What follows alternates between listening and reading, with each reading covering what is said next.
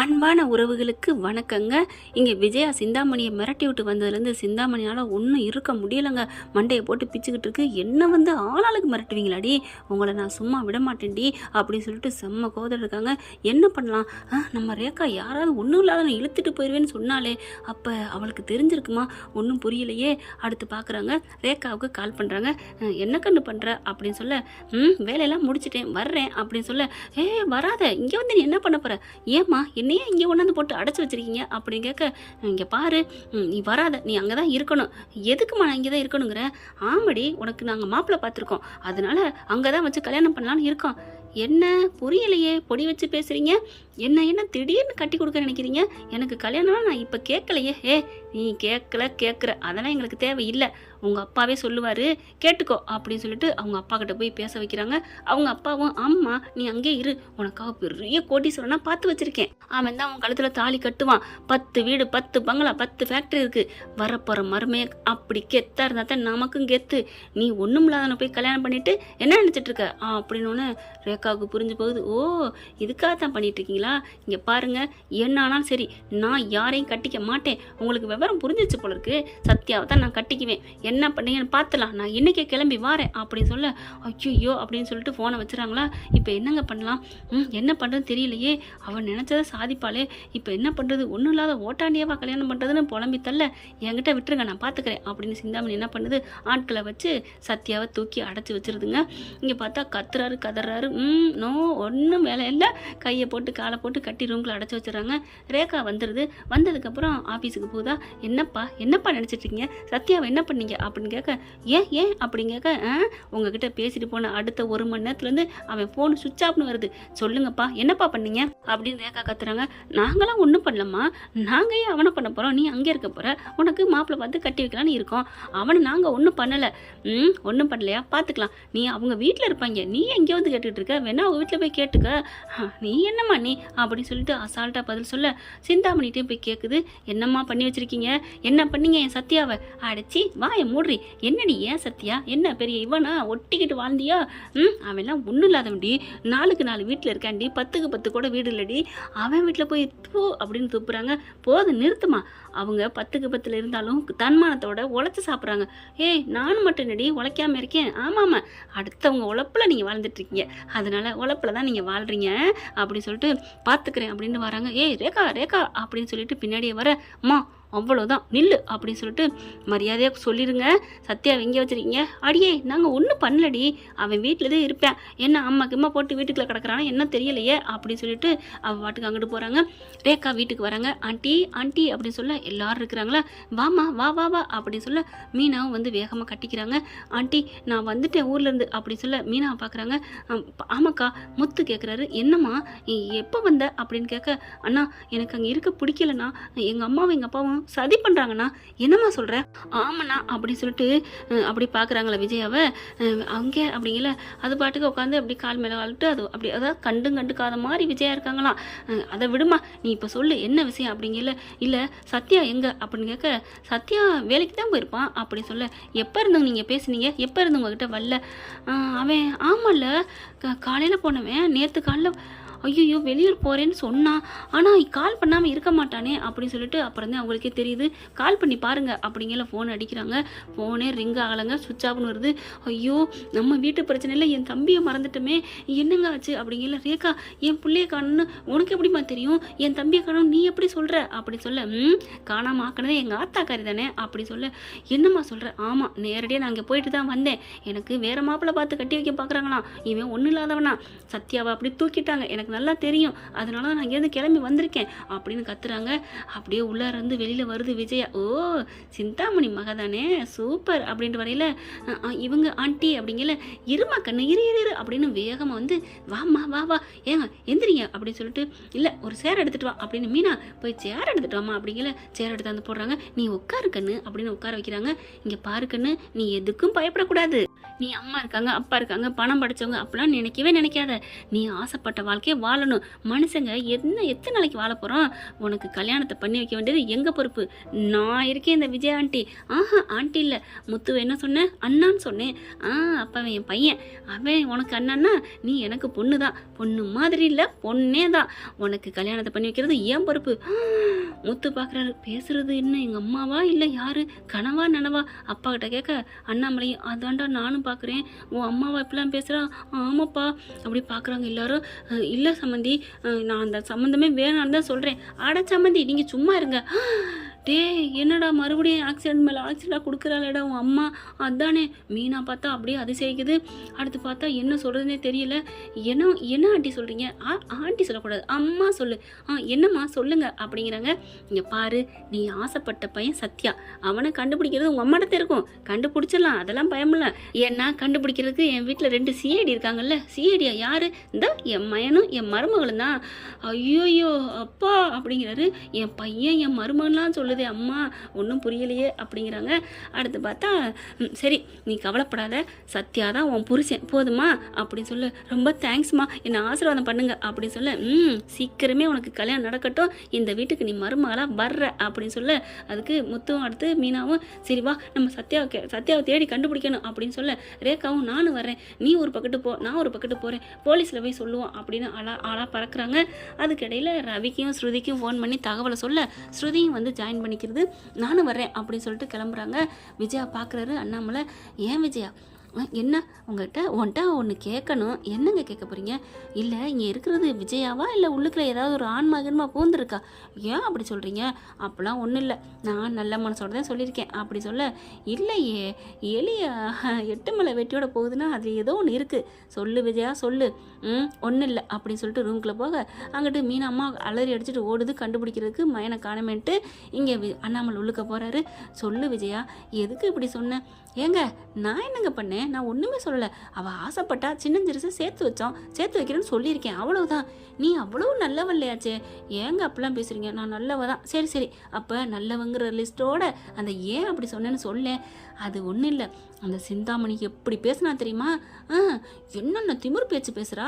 எனக்கு செம்ம கோவம் வந்துருச்சு. நம்மளை எப்படி சந்திச்சிருக்க வச்சா, நம்மளை வீடு வீட்டுக்கு ஓட விட்டால, அவளை ஓட விடணும். பொண்ணை காணும் தவிக்கணும். நான் கல்யாணம் பண்ணி வைப்பேன். அந்த சத்யாவை கண்டுபிடிச்சிட்டு என் சிங்கம் 2 வரும். வந்ததுக்கப்புறம் இந்த சத்யாவையும் ரேகாவையும் கல்யாணம் பண்ணி நம்ம வீட்டில் கொண்டு உட்கார வச்சு, ஏன் அங்கேயே இல்லை இங்கேயே கூட உட்கார வைப்பேன். இதுவும் நம்ம வீடு தான். அண்ணாமலை கேட்க ஆன்னு பார்க்குறாரு. நம்ம பிள்ளைங்கிறா, நம்ம வீடுங்கிறாளே அப்படின்ட்டு. அடுத்து பார்த்தா கல்யாணம் பண்ணி வைப்பேன். அவளை அப்படியே சந்தி சிரித்து முக்க இருக்க வைப்பேன். நான் சொல்லி சவால் தான் விட்டுட்டு வந்தேன். ஒன்றும் இல்லாத கூட ஓடுவான் உன் பொண்ணுன்னு. என்ன ஒன்று ஓடாமல் கட்டி வைக்க போகிறோம். ஆனால் அவங்கள பொறுத்த வரைக்கும் ஓடுனது தானே. இங்கே வந்து என் காலிலேருந்து விழுந்து கதற வைப்பேன். அதுக்காகத்தான் நான் சம்மதிக்கிறேன்னு சொன்னேன். அடி பாவி, அப்போ நீ நல்ல மனசோட இங்கே சப்போர்ட் பண்ணலையா? நான் எதுக்கு அப்புறம் பண்ணுறேன்? எல்லாம் சுயநலம்தான். அடி பாவி, நான் கூட நீ நல்லவான்னு என் பிள்ளைய நானும் பேசிட்டோண்டி அப்படின்னு அண்ணாமலை புலம்புறாரு. இங்கிட்டு சிந்தாமணி வீட்டுக்கே போகிறாங்க. போயிட்டு இங்கே ஸ்ருதி மீனா முத்து எல்லாம் கிளம்ப எங்கடி வச்சுருக்க என் பிள்ளைய அப்படின்னு சொல்லிட்டு மீனா பயங்கரமாக கத்துறாங்க, சத்தம் போடுறாங்க. எங்கடி வந்தீங்க? மரியாதையை போறீங்களா என்ன அப்படின்னு சொல்ல. என்ன ரொம்ப திமுறா அப்படிங்கிறாங்க. தலைவர் பதவியை பிடுங்குன, வீட்டை கேட்டால் அதுக்கு ரொம்ப ஆட்டம் போடுற, என்ன மீனா ரொம்ப பண்ணுற அப்படி சொல்ல. இங்கே பார், ரொம்ப பண்ணுறேன்னு சொல்கிறது நீ தாண்டி ரொம்ப பண்ணிகிட்டு இருக்க அப்படிங்கல. இங்கே பாரு, உன்னை நான் இன்னும் நடுத்தருக்கு நிற்க வைப்பேன்டி. என் பிள்ளைய வச்சு உன் தம்பியை கல்யாணம் பண்ணி வச்சுட்டா நான் சும்மா விட்டுருவேனா என்ன? உன் தம்பி கதை முடிஞ்சிச்சுடி, என்னடி பண்ணுவேன் அப்படின்னு ஒன்று பலார்னு சிந்தாமணின்னு கத்திக்கிட்டு ஒரு அறை குட்டுக்குறாங்க. சொயின்னு சுற்றிட்டு புதக்கடின்னு கீழே மட்டமல்லாக விழுகுது. ஐயோ என்னங்க விழுந்துட்டா? என்ன மீனா நீ என்ன நீ அடித்தது அடியா இல்லை இடியா? ஏன் அம்மாடியோ கண்ணத்தை பிடிச்சிட்டு அங்கிட்டு ஓடுறாரு. எங்கே போகிறீங்க? ஆத்தாடி, நீ உங்ககிட்ட இனிமேல் பார்த்து பேசணுமா? என்ன அடி, ஜாக்கி சான் மாதிரில அடிச்சிருக்க அப்படி சொல்ல. என்னது ஜாக்கி சானா? அவர் இப்படி தான் அடிப்பாரா? அடி ஏதோ ஒரு ப்ளோவில் விட்டேன் விடு அப்படின்ட்டு வேகமாக சரி தண்ணியை கொடுத்துட்டு வாங்க அப்படின்னு போய் தண்ணி எடுத்துகிட்டு வரையில கொண்டாங்க அப்படின்னு புடக்குன்னு கீழே போட்டுறாரு. என்னங்க, ஐயோ நீ மிரட்டாதம்மா, நீ பார்த்தாலே பயப்படுவேன், உன் கண்ணு 2 உருட்டுவ, அந்த உருட்டு ஐயோ நடுங்குது, தண்ணி அள்ளி தெளிங்க அப்படின்னு தண்ணி அள்ளி தெளிச்சு வச்சா அது பாட்டுக்கு மம்மி மாதிரி படுத்து கிடக்கு. மம்மி ரிட்டன் அப்படி இருக்குல்ல, அந்த மம்மியை சொன்னேங்க. இப்போ மீனா பார்க்குறாங்க, இவளை இன்னொரு அறை கொடுப்போமா அப்படின்னு ஓங்க. ஐயோ அப்படின்னு எந்திரிச்சு உட்காடுறாங்க. எங்கே எங்கே அப்படி சொல்ல, அது வந்து எங்கே சத்யா வச்சுருக்க சொல்லு அப்படின்னு சொல்ல, அது வந்து அப்படி சுவாங்கன்னு மயங்கி விழுகிறாங்க. அடுத்து அவங்க தம்பிக்காரங்க என்ன பண்ணுறாங்க, ஃபோன் அடிக்கிறாங்க. அக்கா அக்கா அப்படின்னு சொல்லிட்டு வேகமாக அட்டன் பண்ணுறாரு முத்து. அக்கா அக்கா இங்கே பாருக்கா, சத்யா கண்ணை முடிச்சுட்டு கத்துறாக்கா, பசிக்குதுன்னு சாப்பாடு கொடுக்கவா வேணாமா அப்படின்னு சொல்ல, இப்போ என்ன பண்ணலாம் அப்படிங்கல ஸ்ருதி என்ன பண்ணுது, இருங்க நீங்கள் எதுவும் பேச வேணாம் அப்படின்ட்டு, டேய் அவனை சாப்பாடு கொடுங்கடா, கட்டை அவுத்து விடுங்க. அக்கா பாத்ரூம் போகிறோங்கிறானேக்கா. ஆடா பாத்ரூம் போடுங்கடா. டே அதுக்கப்புறம் நீ அந்த வீட்டில் இருக்க வேணாண்டா, அப்புறம் எங்கேக்கா இருக்கணும், எங்கேக்கா நீ சொல்லுக்கா அப்படின்னு சொல்ல, பழக்குறள் என்ன பண்ணுது, என்ன ஐடியா சொல்கிறது ஒன்றும் புரியலையே, எந்த இடம், அவளுக்கு எத்தனை வீடு இருக்குது, உடனே டக்குன்னு இருடா எங்கே வைக்கலான்னு ஐடியா சொல்கிறேன் அப்படின்னு ரேகாவுக்கு கால் பண்ணுறாங்க. கட் பண்ணிவிட்டு என்னாச்சு அப்படிங்கல, நீ உங்கள் அம்மா இருக்கிற வீட்டுக்கு வா அப்படிங்கிறாங்க. வந்துடுறாங்க. இந்த மாதிரி அடைச்சி வச்சது பேசுனதெல்லாம் சொல்ல, அவளை எங்கே வர வைக்கலாம் அவனை அப்படின்னு கேட்க, எங்கள் அம்மாவுக்கு இன்னொரு வீடு இருக்குது, அங்கே வர சொல்லுவோம், அங்கே இருக்கவங்களுக்கு ரவுடிங்களுக்கு தெரியும் அப்படின்னு ரேகா சொல்ல, சரின்னு சொல்லிட்டு அவங்களுக்கு ஃபோன் அடிக்க, அக்கா என்னக்கா சொல்லுக்கா, அவனை என்ன பண்ணலாம், டேய் அவனுக்கு சாப்பாடு கொடுத்தியா அப்படின்னு கேட்க சொல்கிறாங்க மீனா. ஸ்ருதியும் அப்படியே அவங்க சிந்தாமணி குரல்ல கேட்க, கொடுத்துட்டேக்கா, பிரியாணி வாங்கி கொடுத்தியாடா. அக்கா நீ தெய்வம்க்கா, ஏன்டா அடைச்சி வச்சிருக்கலாம் பிரியாணி வாங்கி கொடுக்க சொல்கிறியே. ஏக்கா எனக்கு ஒரு டவுட்டு, என்னடா மறுமே நான் வரப்போகிறேன்னு பிரியாணி வாங்கி கொடுக்க போறியா? ஐயோ டே மட்ட பையனுங்களா, பிரியாணி கொடுத்துட்டீல, பாத்ரூம் போயிட்டான்ல, அவனை கூட்டிக்கிட்டு அந்த அட்ரஸ் சொல்கிறாங்களா, அந்த இடத்துக்கு வாடா, அந்த இன்னொரு வீட்டுக்கு அப்படின்னு சொல்ல, சரிக்கா வந்துடுறக்கா அப்படின்னு சொல்ல, வந்துடுவாங்க வாங்க நம்ம போவோம் அப்படின்னு சொல்லிட்டு எல்லோரும் கிளம்புறாங்க.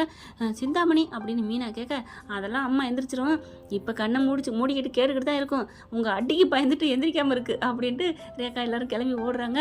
அங்கே பார்த்தீங்கன்னா கரெக்டாக உள்ளுக்குள்ளே போக கதவை திறக்கிறாங்க. ஐயோ என்ன எல்லோரும் வந்திருக்காங்க, ஓடிட்டு வாடா ஓடுவோம் அப்படின்னு அவங்க ரவுடிங்க ஓடிடுறாங்க. சத்யாவை உட்கார வச்சுருக்காங்க கட்டி போட்டு. அதுலேயும் பார்த்தீங்கன்னா பிரியாணி கொடுத்ததுனால தெம்பாக உட்காந்துருக்காரு. ஓடி போய் ரேகா கட்டி பிடிக்கிது. சத்யா உனக்கு ஒன்றும் இல்லையே அப்படின்ட்டு, எனக்குலாம் ஒன்றும் இல்லை ரேகா, உங்கள் அம்மா பரவாயில்ல, பிரியாணி வாங்கி கொடுத்து எனக்கு நல்லா உபசரம் பண்ணிக்கிட்டாங்க, நல்லா ஒரு உபசரிப்பு பண்ணாங்க அப்படின்னு சொன்னோன்னே, அடக்கி இருக்கு பேல அப்படிங்கிறாரு முத்து. ஏமாம்மா என்னை திட்டுற அப்படிங்கல, உனக்கு உபசரிப்பு கொடுத்தது அவங்க அம்மா இல்லை, அப்புறம் யார், நாங்கள் தான் அப்படின்னு சொல்ல, என்னவா நான் அவங்க அம்மா பேசுனது கேட்டனே, என்ன கேட்ட அப்படிங்கிற ஸ்ருதி பழக்குரல் பேசு, டேய் அந்த பயலுக்கு பிரியாணி வாங்கி கொடுங்கடா அப்படின்னு சிந்தாமணி குரலில் பழக்குரல் பேச, அப்போ ஸ்ருதி அக்கா நீங்கள் தான் பேசுனதா? ஆமாம் சிந்தாமணியாவது உனக்கு பிரியாணி கொடுக்குறாரு, ஒரே ஆணியத்தை பின்னாடி வச்சு விடும், ஆடா போடா அப்படின்னு சொல்லி எல்லோரும் சிரிக்கிறாங்க. அதுக்கப்புறம் சத்யா வேகமாக கட்டை ஊற்றுட்டு வீட்டுக்கு போகிறாங்க. மீனா வீட்டுக்கு விஜயா பார்க்குது. ஓ கூட்டிகிட்டு வந்துட்டியா, பரவாயில்லம்மா, நீ தாம்மா சத்யாவன் சாவித்திரின்னு சொல்லலாம், சூப்பராக புருஷனை போராடி மீட்டுட்டு வந்துட்ட அப்படின்னு சொல்ல, இதுக்கு முழு பங்கு ஸ்ருதிக்கு இருக்குது அப்படின்னு சொல்கிறாங்க. அவங்க மட்டும் பழக்குரலில் பேசலைன்னா எங்கேயும் அடைச்சி வச்சுருக்கான்னு கண்டுபிடிக்கவே முடியாதுல்ல. பரவாயில்லையே ஏன் மருமகளாச்சே அப்படின்னு விஜயா சம்பட்டை அடிக்குது.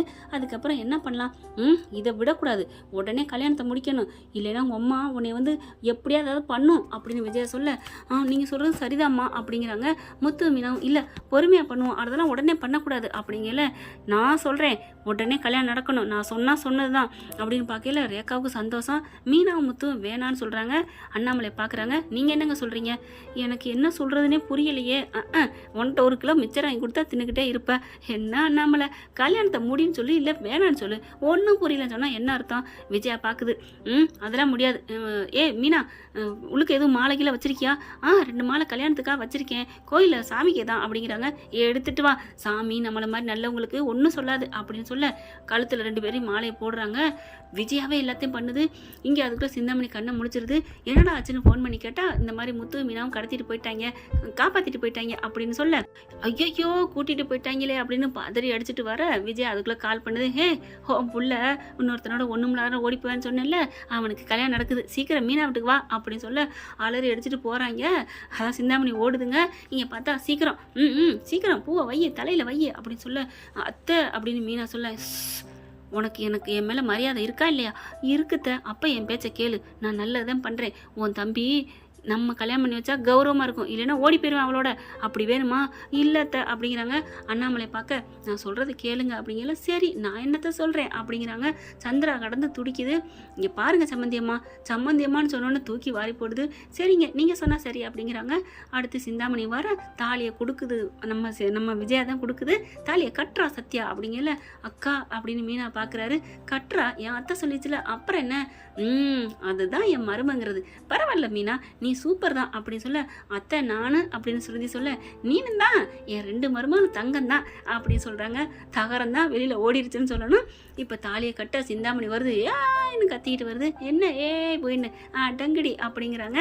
என்ன ஃப்ரெண்ட், இப்படி போனால் நல்லா தானே இருக்கும். பார்க்கலாம் என்ன நடக்க போகுதுன்னு. இந்த பதிவு உங்களுக்கு பிடிச்சிருந்துச்சுன்னா உங்கள் பொண்ணான கையால் ஒரு லைக்கை போட்டு சப்ஸ்கிரைப் பண்ணி ஆதரவு கொடுங்க அன்பு உறவுகளே. Thank you friends. இந்த வீடியோ உங்களுக்கு பிடிச்சிருந்தா தயவு செய்து லைக் பண்ணுங்க. இன்னும் அப்டேட்ஸ்க்காக சேனலை சப்ஸ்கிரைப் பண்ண மறக்காதீங்க. நம்ம கிட்ட இருக்க எல்லா சேனல்ஸோட லேட்டஸ்ட் வீடியோ அப்டேட்ஸ்க்காக மேல ரைட் சைடுல காட்டுற லிங்கை கிளிக் பண்ணி வாட்ஸ்அப் குரூப்ல ஜாயின் பண்ணுங்க. உங்களிடம் விடைபெறுவது நான் உங்கள் மெஹர்.